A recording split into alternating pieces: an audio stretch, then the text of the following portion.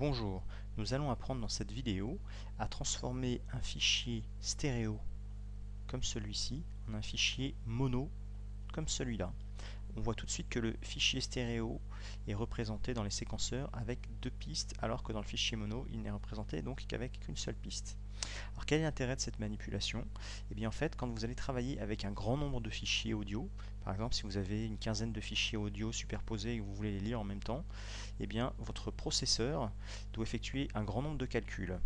Pour lui épargner une somme de travail euh, qui ne se justifie pas, eh bien il est souvent utile de transformer un fichier stéréo sur lequel les deux pistes ont exactement les mêmes informations en un fichier mono.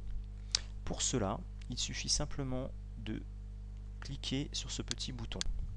Parce que vous pouvez noter avant de cliquer sur ce petit bouton que les deux pistes sont pour le moment indissociables l'une de l'autre. Je clique sur cette petite flèche et enfin je clique sur séparer stéréo vers mono. Et donc mon fichier stéréo est maintenant divisé en deux pistes